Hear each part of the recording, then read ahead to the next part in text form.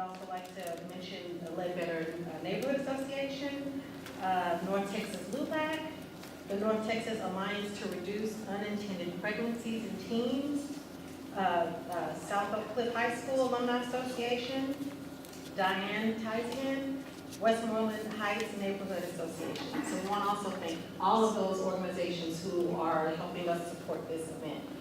Many of you are, I'm sure, very familiar with the League of Women Voters. We do some really, really important work, and our mission statement reads, the League of Women Voters is a nonpartisan political organization, encourages informed and active participation in government, works to increase understanding of major public policy issues, and influences public policy through education and advocacy.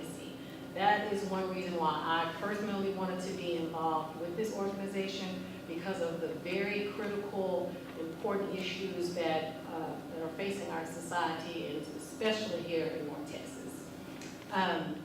Also wanted to add, people know us for our candidate forums and for our voter guide, and those are really important things. But we also do unit meetings.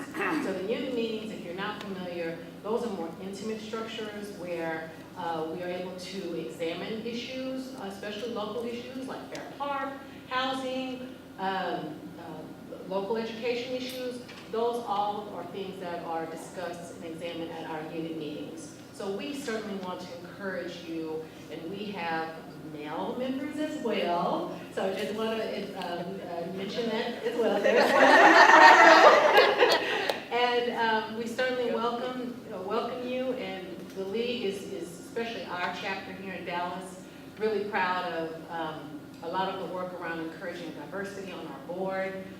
Rebecca Cunha, my fellow board member, Diane is back there, Susie Bell, really, really proud to work with these women, and glad to have everyone here. And please join us, become a member of the League of Women Voters. Thank you.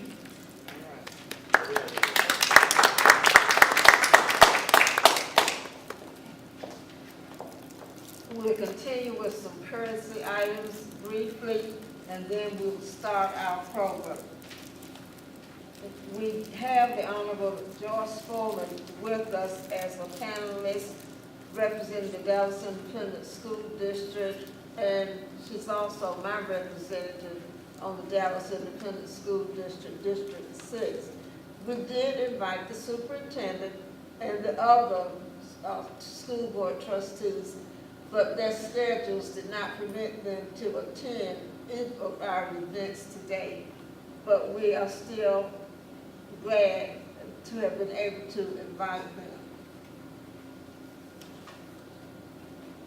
There was a translation done of the flyer in Spanish for the West Dallas community, and we are pleased to recognize Henry Martinez, who did that translation for us, and we also are grateful to the community members who distributed the flyers for us in the community.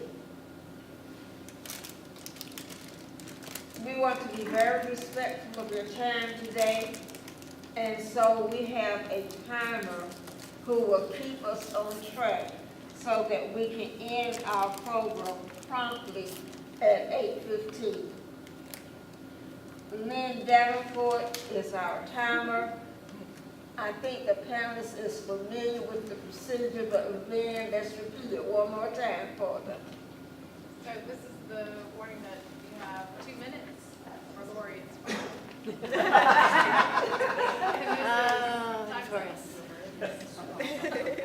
Right.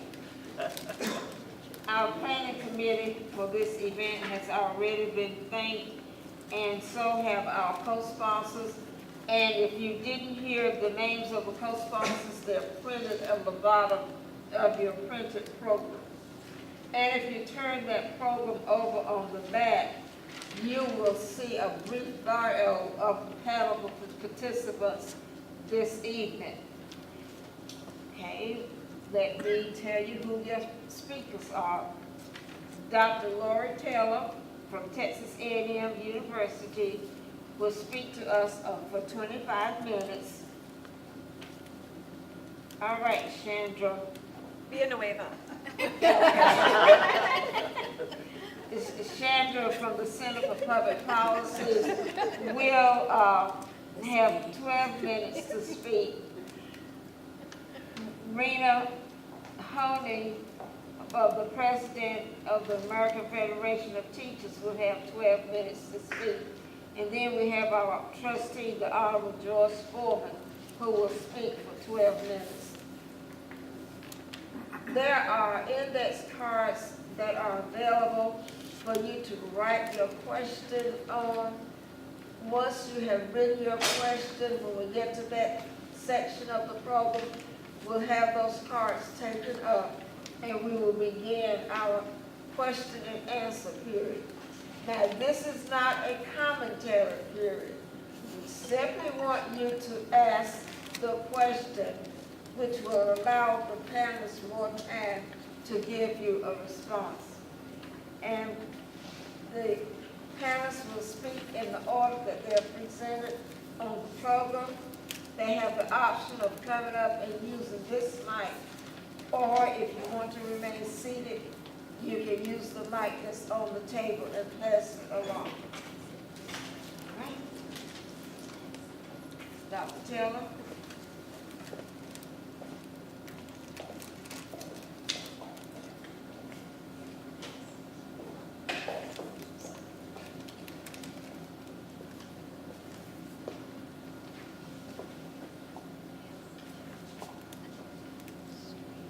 Thank you all very much for coming this evening.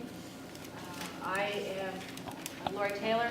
I am a member of the faculty at Texas A&M University in the Bush School of Government and Public Service. I'm also the director of the Mosbacher Institute for Trade, Economics, and Public Policy, and the principal investigator for the Texas Smart Schools Initiative, which you can follow online at txsmartschools.org. And I'm really thrilled to have received this invitation to be here this evening for many reasons, not the least of which is this evening is Texas A&M's first home football game, and home is a disaster at the moment. So being here is just ever so much more comfy than cooking there. And so I'm very thankful for the opportunity to speak. I have prepared a PowerPoint that I can't figure out how to turn on, so I will attempt an interpretive dance now as we work our way through a discussion of the issues related to the cost of education. Basically, if you look at what's going on in education, you will observe that there's a lot of variation in the amount of money that school districts dedicate to expenditures, that there are some places where the outlays for per pupil expenditures on behalf of students are going to be less than $7,000 a student here in Texas. And there are other places where you're going to observe that the expenditures per pupil are more than $20,000 per student for that school district here in Texas. And that kind of variation, okay, and that kind of variation is striking, but it's not necessarily unexpected, because there are a number of factors that lead you to have to spend more resources on education in some circumstances than you do in others.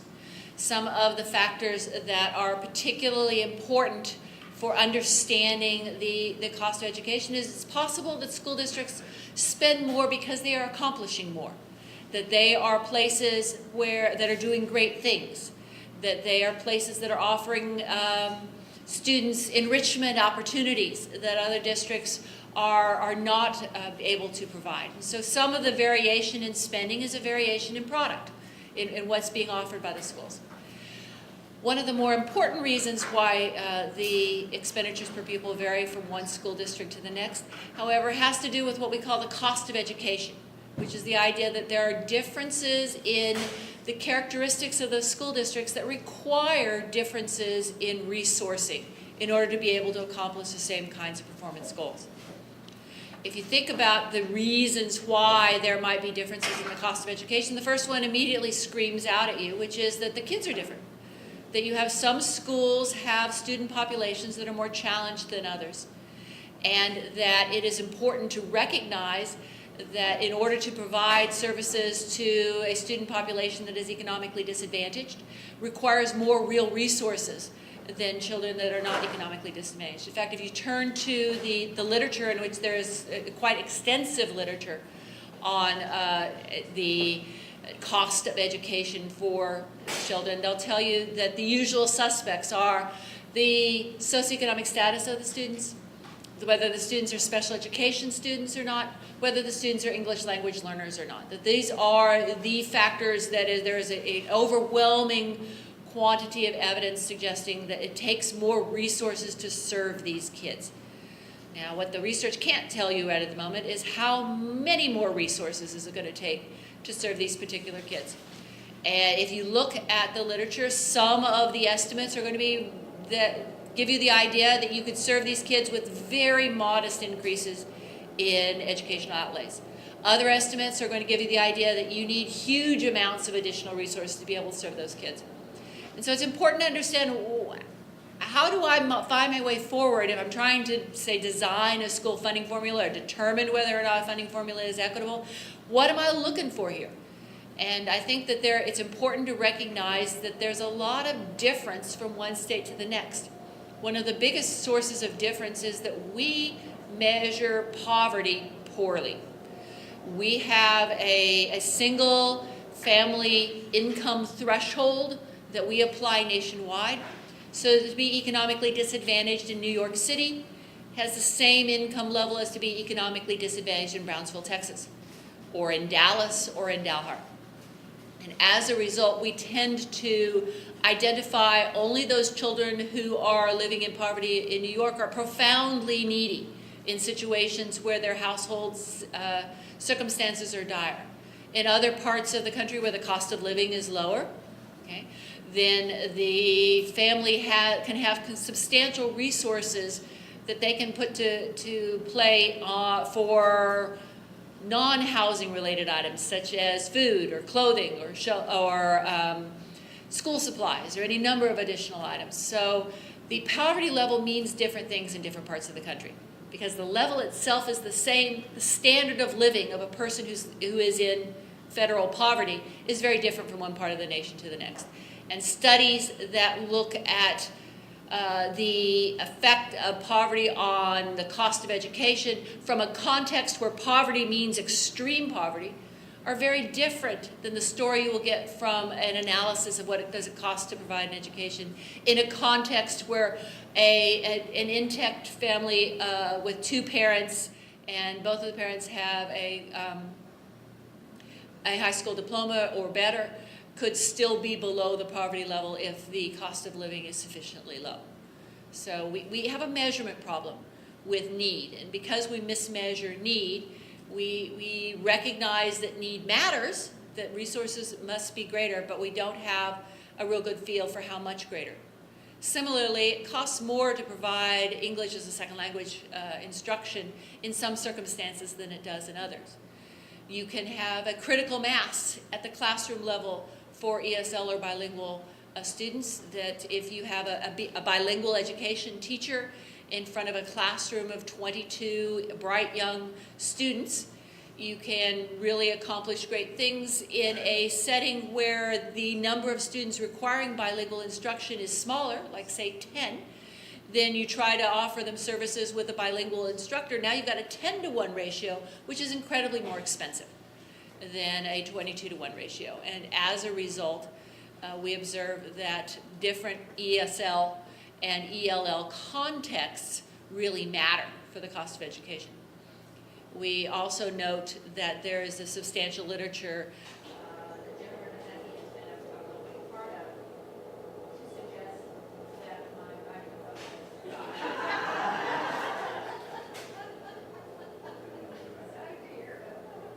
in the diagram, you will observe that there are, I'll use my big teacher voice.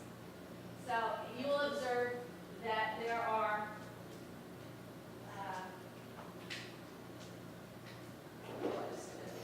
there's a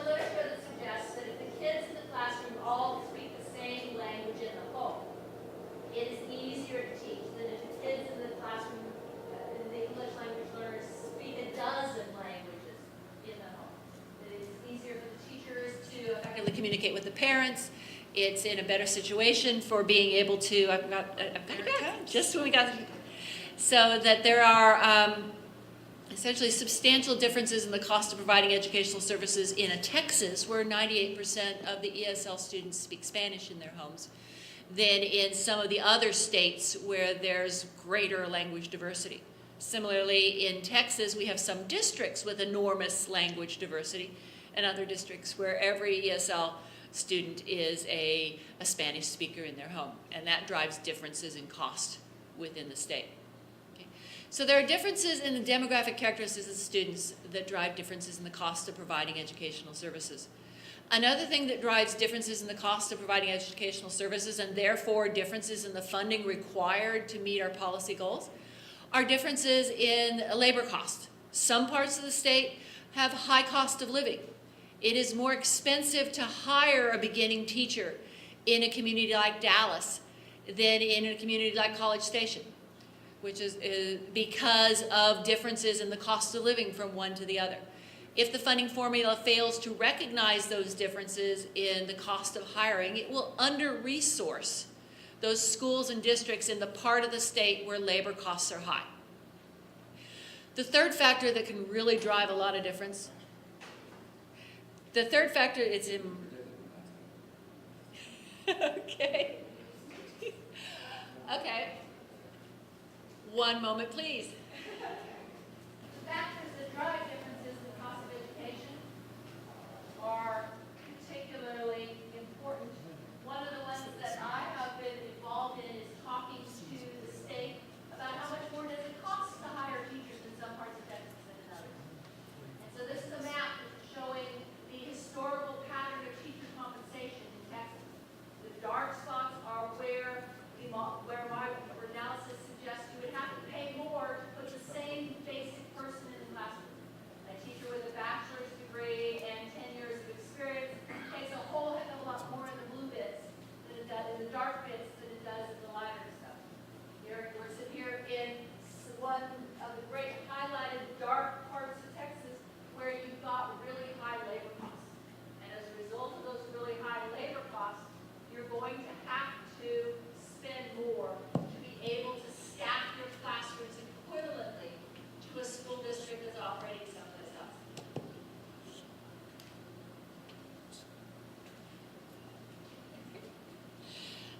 Another factor that really drives differences in cost of education is differences in economies of scale.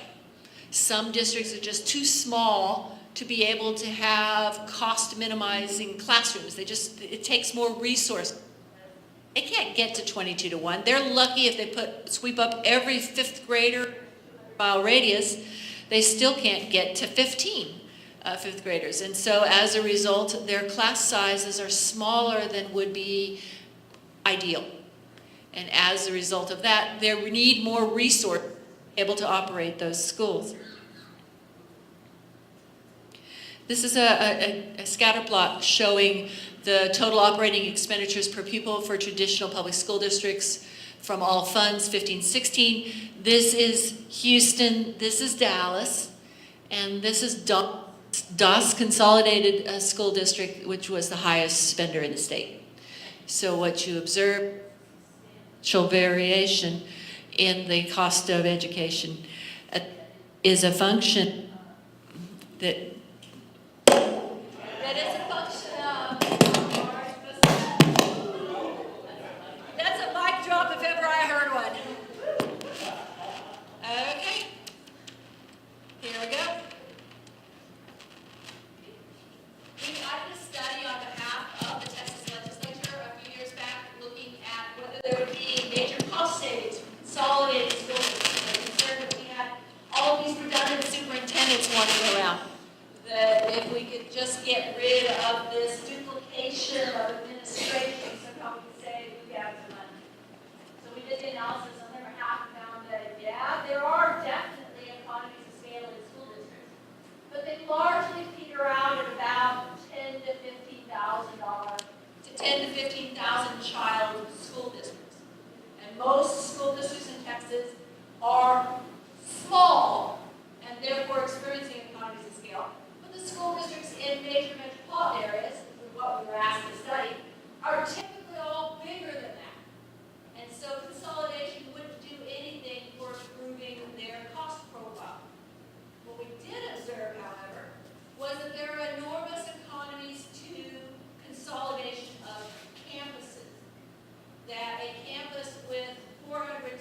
that a campus with 400 students is going to cost about 14% more to operate than 14% less to operate than a campus with 200 students.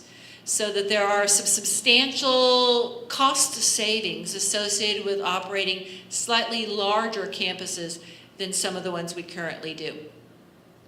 What we also found in this particular analysis was that if you were to consolidate school districts and therefore take choice off the table, that there wouldn't be the array of traditional public school districts where you could choose to send your child, that we remove one of the forces that our work suggests helps the school district stay focused on using their resources efficiently and effectively. And that got competition from other traditional public school districts or from other charter schools, but mostly from traditional public school districts, seems to drive more careful use of resources. And so if you were to consolidate, that would be to take away one of the factors that keeps spending down in a lot of these contexts. So one of the third and final factor that drives differences in what school districts spend, so we have differences in what they're trying to accomplish, differences in the cost factors, and we have differences in school district efficiency, which is how tightly do they pinch their pennies. Some school districts spend very efficiently and wisely, and other school districts are not on the same standards of performance. So some school districts accomplish more than others with low. Adopting the best practices could substantially lower operating expenditures. And the Texas Smart Schools Initiative, the website link is right here, can help you identify some of those best practitioners. What we've done with the TexasSmart.org website, this is the landing page therefore, is to provide parents, taxpayers, but perhaps most importantly, superintendents and principals, with additional information about how their behavior stacks up vis-a-vis other providers in Texas. So if you are interested in seeing how student performance in a particular district or a particular campus compares to a set of schools we've identified as an appropriate comparison group, go to the website, pop it up, and you'll be able to see those comparisons. If you want to pick your own comparison group, you go right ahead. You can also use the website to just illustrate Dallas, Richardson, Plano, Mesquite, and just put them against one another to see how student performance stacks up and how their spending stacks up. What we're naturally looking for is those places where the student performance is outstanding and the resourcing is lean. And what we're worried about is those places where the student performance is mediocre and the spending is high. Because those are places where we could make considerable progress if they would learn from their peers and adopt the best practices elsewhere in the state. The measure of performance that we're going to look at here is what's called a value-added measure of student performance. What we're talking about here is asking, how did the kid do compared with what you would have expected that child to do given the prior performance of that child and the demographic characteristics of that child. And there are a lot of demographic characteristics for which we are controlling here. So we're essentially saying, if my school outperforms expectations, it's a pretty good school. And if other schools with similar student bodies are able to do better than me on average, then I need to step it up. My school is a relatively low performing school or district that needs more attention. On the spending side, we're going to look at operating expenditures per pupil in core educational functions, instruction, instructional related, school leadership, all of the things that are associated with current operating expenditures for schools and districts. These are going to exclude transportation costs because how much you spend bringing the child to the school building doesn't help us understand how well this child does in reading and writing and arithmetic once they arrive at the school. We're also going to exclude the outlays for food, because that is resources devoted to providing a different product, different service, which is the nutrition that these children need. So we want to focus on those resources that are being brought to bear on the education, not the transportation or nutrition of these kids, but the education of these kids, and see what's going down. So we have a set of graphics here that are going to tell you how the district compares to other districts and say on 2 dimensions: cost-adjusted spending, so spend more, spend less, because spending less is the desirable outcome. And on this vertical axis, that academic progress is how well the students do. What you can see here from Cypress Fairbanks is that they are a high-performing, low-spending district, an exemplar for other districts to look to for ideas. This is San Antonio ISD. San Antonio ISD, not so much. San Antonio ISD spends a lot more than its peers and accomplishes a whole lot less. So there's something hinky going on in San Antonio. It's a technical term. So this is Dallas. And Dallas is kind of midland in its spending and above average in its growth. So there is potential for improvement there, but there's nothing to be ashamed of here either. This is a place that's really able to accomplish good things. Riches ISD, a local district that is able to accomplish better than 80% of the districts in the state while spending less than their peer group to do so. The real power of this kind of analysis is when you start looking at 2 districts, like say Brownsville and San Antonio, both of which are serving demographically similar student populations, okay, both of which are spending relatively similar. This is San Antonio up there at the top arrow, that would be Brownsville. They're spending relatively similar amounts of money, but Brownsville's got the secret sauce. Brownsville is doing something, their students are outperforming 85% of the school districts in the state. San Antonio is outperforming 15% of the school districts in the state. So there's something to be learned here, and that is something that we think is particularly powerful in enabling the parents and the administrators to see this sort of thing is really important. Due to my lovely technical difficulties, I'm not really going to have time to talk about what drives efficiency. If you want to ask me a question, I'd be glad to answer. If you want to talk to me after, I'd be glad to bend your ear until it breaks. Talking about some of the policy ideas we have, some of which are coming from our legislature, some of which are coming from historical practice, all of which are something we could really pay attention to. But basically, my bottom line is the cost of education is not the same in all districts. So equalizing spending would be incredibly inequitable in those contexts. And many Texas school districts could achieve higher outcomes if they were to adopt the best practices of their peers. So thank you very much.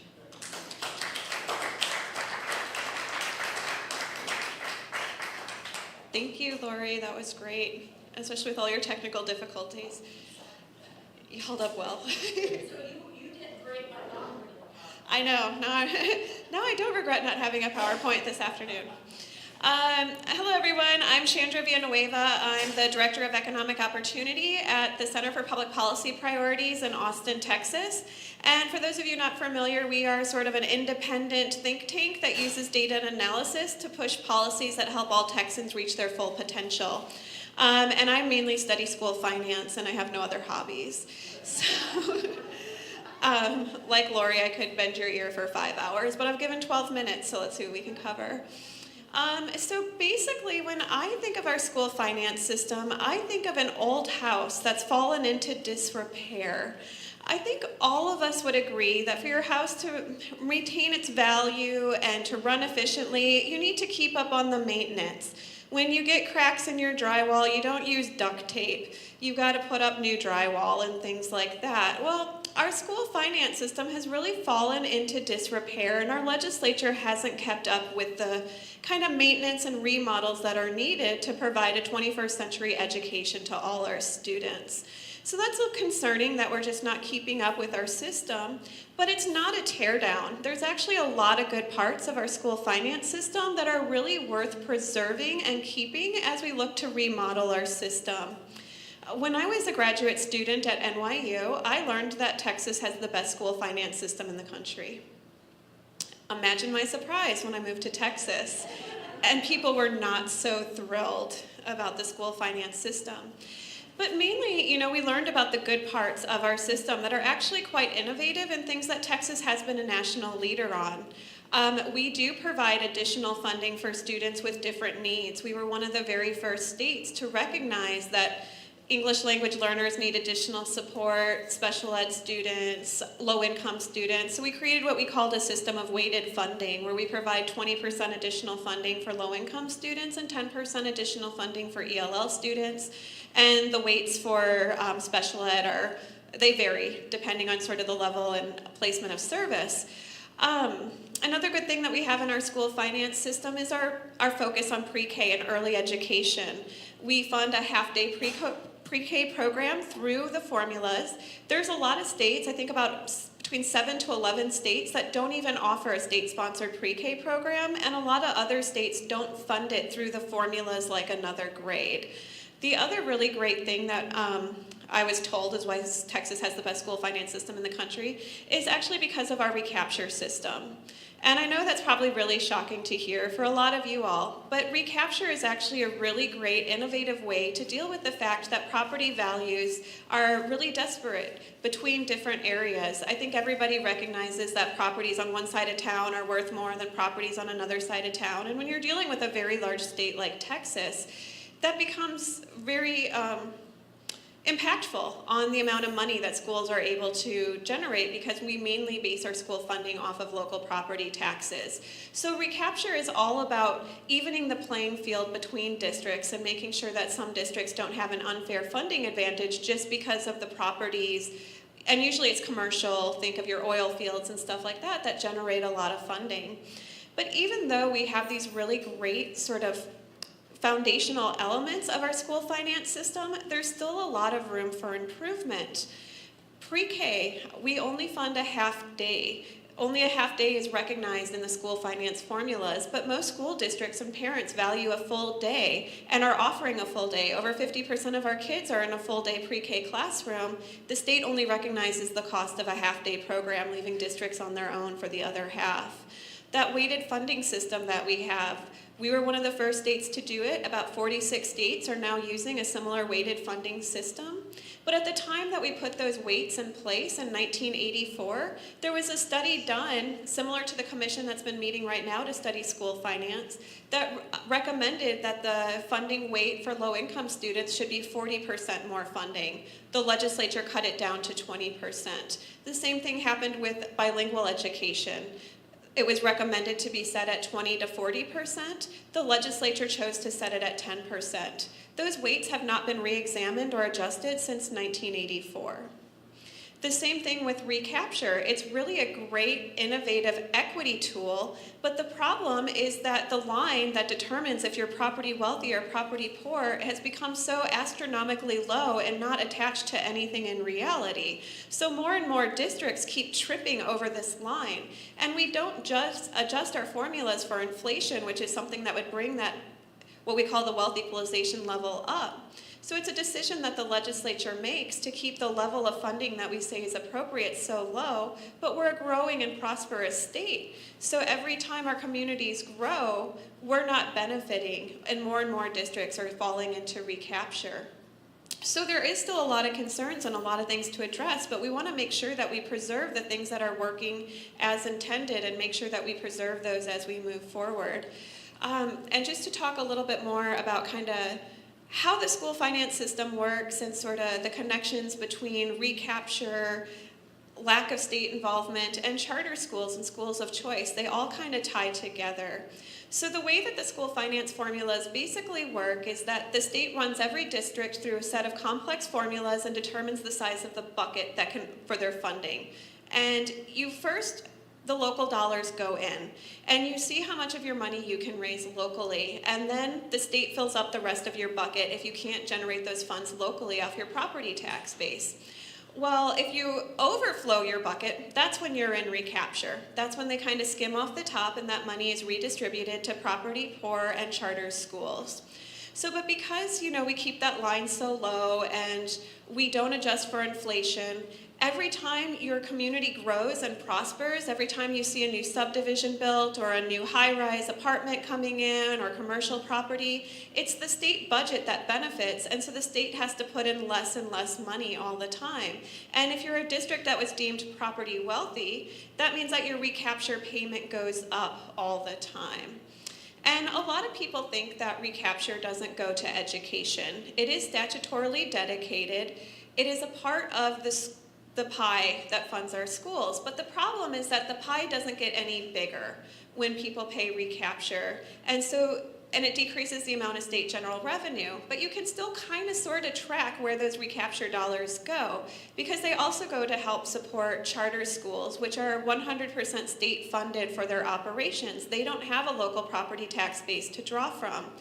And right now, the cost to support the charter network in Texas is just over the amount that we're collecting in recapture. So in essence, all of our recapture dollars are going to charter schools, even though we're not able to vote on their boards and there's no local oversight for those. And I think that's a big concern for a lot of taxpayers.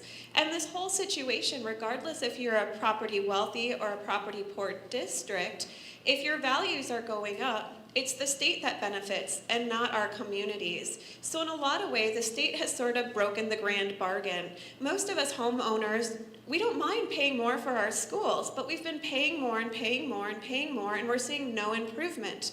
Our schools are still laying off teachers, our classrooms are overcrowded, and it's the state that benefits. And the state uses that growth in property values to either fund tax cuts or to fund other parts of the budget. And so these are really decisions that are made by the legislature, and these are things that can be changed. A lot of the legislators are just kind of like, well, that's how the system works. Well, you made the system. This is a man-made system. We weren't just born into this school finance system. And it's the legislature that chose to develop a school finance system based on property values. You will always have inequities when you use property values as your main source of funding. And Texas isn't unique in this. Most states use property values to fund their schools.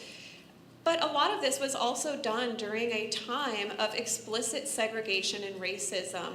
When we developed our original school finance system through the Gilmore-Aikens Act of 1949, we were very explicitly segregating our neighborhoods by race.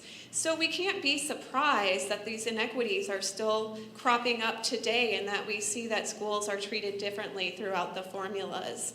So all of this stuff is very much connected, and it is just really important to kind of know how the schools are funded, where the money comes from, and that it's really the legislature has a lot more say in how our schools are funded than they let on.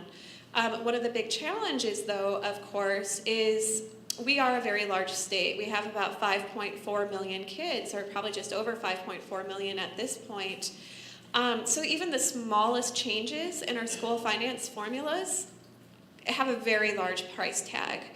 To increase base level funding, $100 per student runs us anywhere between $1 billion to $1.5 billion. And in the district court case, there was some estimates that we should probably be spending close to $1,000 more per student. That's obviously probably like $26 billion. We're not going to be able to come up with that one day. So a lot of these issues that we're talking about, and what the School Finance Commission that's been meeting in Austin this year, what they really are talking about is revenue, or should be talking about is revenue. How can we raise enough money in our state to meet all of our needs? Right now, the legislature really is pitting healthcare against education and trying to make the people believe that you can only have one. We can either have access to healthcare or access to education. We are a rich state. Texas is a very, very wealthy, very, very prosperous state, but our tax effort is very, very low. We are a very low tax unless you're a low-income person because our tax system is also regressive. So these are decisions that our legislature makes. When our property values go up, they offer tax cuts instead of investing in our children. And it's really up to all of us to communicate to our legislatures that we want healthcare and education, and that we are a wealthy state. We are not Mississippi, but yet we run our schools as though we are. There's a reason that everybody wants to move to Texas. One out of 10 kids across the country is in a Texas classroom. We have all the kids. What happens in Texas matters. So it's really important that all of us communicate to our legislatures that we need a well-funded school finance system that meets the needs of all kids, regardless of their zip code. Thank you.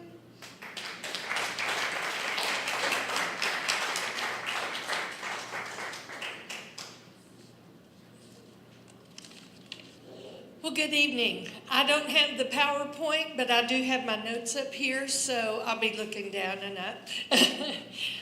My name is Rena Honey. I am the president of Alliance AFT, which is the local chapter of the American Federation of Teachers. We're the largest union and organization in Dallas ISD that represents and works with Dallas ISD employees only that are non-administrative.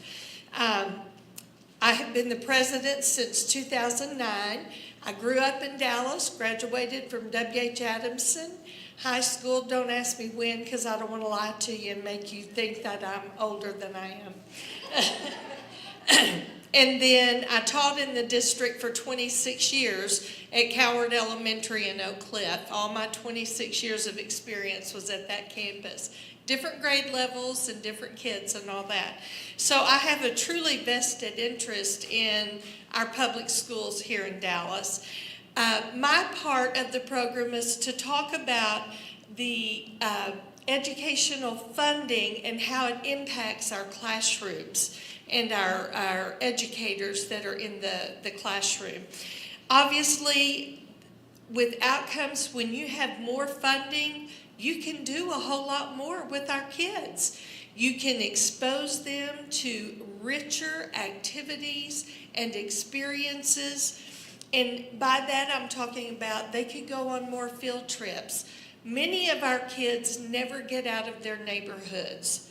It's very interesting to know I had children that had never been downtown that lived right here in Oak Cliff. They've never been on a bus. They've never seen the DART rail. They've seen pictures, but to experience those, when you have enough funding, you can do that. They could have virtual visits. And by that I mean if you have the computer systems for video conferencing, they could have a session with a classroom overseas, in China, in Iceland. And there have been a lot of districts that do that because they invest that kind of money into the educational system for the technology for that. One other thing is that you would have the funds to be able to do a lot more hands-on activities. Rather than just looking at them in a picture, you would be able to touch and feel, and if you're in biology, actually cut. They do have a few of those, but not anything like what we could have if we truly had the educational funding that our public schools needed. Now, on the other side, when you have less funding, you certainly can't do nearly as much, and it has lasting implications. How many of you have children in Dallas ISD? All right, quite a few of you, and I'm grateful for that. As you'll know, I am definitely pro-public schools, and I don't like it when our public dollars go to schools, and I'll be up front, I'm not going to hide it, charter schools that take our public dollars that don't have elected representatives to help manage. There's no accountability for them. And so it becomes a sore spot for many, but we're actually funding 2 educational systems in Texas with the growth of the charter schools. So When those of you that have children, when we don't have enough adequate funding, especially in our secondary schools, our classrooms become larger in size. Now, the districts will tell you that they'll give you a median, and that's not in every classroom, because we have classrooms in secondary schools in Dallas ISD today that have 28, 30, 35 students in them with one teacher, and usually not an assistant of any kind to help. I know of a teacher right now, she's a high school teacher. She has 192 students. She teaches 7 class periods a day with 1 class period off. If you do kind of the math, she has 1,344 students every 2 days if they're on a block schedule. That means they go to 1st, 2nd, 3rd, 4th period one day, 5th, 6th, 7th, 8th the next day. So every other day she gets a period off. 3 of the days of the week she teaches from the time she gets there till the time she leaves, because that, depending on when her planning period or that off period is. So it becomes very frustrating and exhausting, physically, mentally, emotionally, to deal with all the things you're doing. A lot of that work has to do with test preparation because of the influx of testing that has come during the reform movement. Our kids go through an enormous amount of testing. I tell people we're going to have a fabulous generation of bubblers, because they can bubble in those little answer sheets, and it's not fair to them. When I was in school, and probably many of you, we had the ITBS test. That was the only real standardized test that we took that gave good information to our instructors to let us know how to let them know where the studies needed to be guided to. So it's important we know that. We also have fewer supplies to work with underfunding. Those of you that have children in our schools, you get a supply list every year. And usually the cost goes up to some degree. I am helping my grandson go through school. He's a sophomore this year. His principal is here, and I'm glad to see you. We spent probably around $100, maybe a little more, for a sophomore in high school for those classes. And it could be a little more, a little less, I don't know.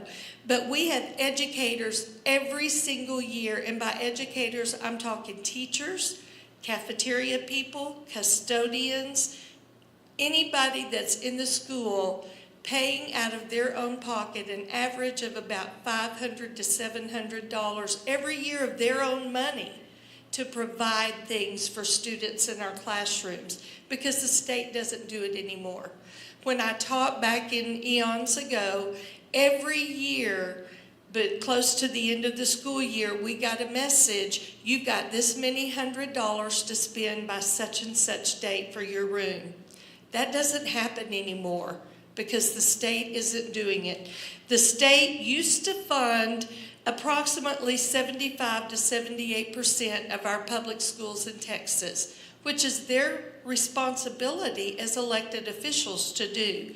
Today, and I don't know that Chandra mentioned it earlier, they supply about 38% of public school funding. They expect our taxes and the general public to fund our schools, which is not what it was intended to be. So it's important that we get legislators that make these decisions truly understand how important. You heard the statistics. These formulas and things have not been re-looked at in 20, 25 years. We're working with things that happened in 1984. Our world is definitely very different today. And so one other thing that I wanted to point out, when you were in school, how many of you had your textbooks that you could take home and do your homework with and all of that? most everybody, we don't have enough textbooks for all the kids today. They get a class set that has to stay in the classroom so that all the kids can have that.